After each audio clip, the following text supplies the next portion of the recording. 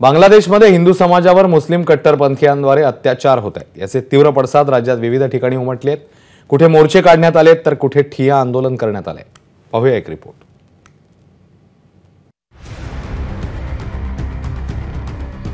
कुठे मूक मोर्चा, कुठे विरोधाचे फलक हातात घेऊन घोषणाबाजी, तर कुठे न्याय यात्रा। बांगलादेशातील हिंदूंवर होणाऱ्या अत्याचाराविरोधात राज्यभरातून आवाज उठवला जातोय। बांगलादेशात हिंदू आणि अल्पसंख्याकांवरील हिंसाचाराविरोधात राष्ट्रीय स्वयंसेवक संघ मैदानात उतरलाय। नागपुरातील 6ही विधानसभा मतदारसंघातून रॅली काढण्यात आली आहे। यावेळी भाजपचे आमदार कृष्णा खोपडे, भाजप नेते धर्मराव मेश्राम, विश्व हिंदू परिषदेचे नेते नंदकिशोर दंडारे हे देखील उपस्थित होते। देश में बहुत सारे लोग, समाज में सभी प्रकार के लोगों का आक्रोश है और समाज की सारी सामाजिक, धार्मिक, आध्यात्मिक सभी संगठन जो है वो सब मिलकर ये सारा आक्रोश देश भर में व्यक्त कर रहे हैं। और ये सभी जो आक्रोश है ये सब हिंदू और सभी अल्पसंख्यक, बौद्ध, जैन, सिख और जितने भी अल्पसंख्यक है सब पर जो अन्याय हो रहा है उसको तत्काल रूप से रोकने के लिए चल रहा है। संघ परिवारातील सर्व संघटनांचे कार्यकर्ते, प्रतिनिधीही यावेळी उपस्थित होते।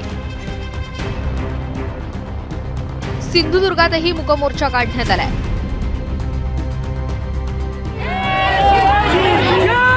नांदेडमध्येही जिल्हाधिकारी कार्यालयावर मोर्चा काढण्यात आलाय। यावेळी शिवसेनेचे आमदार बालाजी कल्याणकर यांच्यासह शिवसेना आणि भाजपचे पदाधिकारी उपस्थित होते।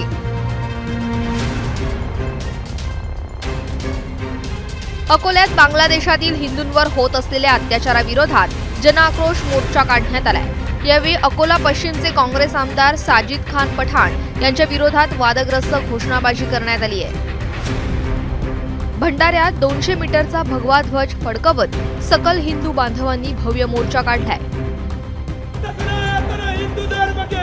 बांगलादेशमधील हिंदूंवर होणाऱ्या अत्याचाराविरोधात आणि स्वामी चिन्मय कृष्णदास महाराजांच्या सुटकेसाठी राज्यभरात आंदोलन करण्यात येत आहे। याच मागणीसाठी कोल्हापुरातही सकल हिंदू समाज आक्रमक झाल्याचं पाहायला मिळालंय। संगमनेरमध्येही सकल हिंदू समाजाच्या वतीने भव्य मोर्चा काढण्यात आलाय।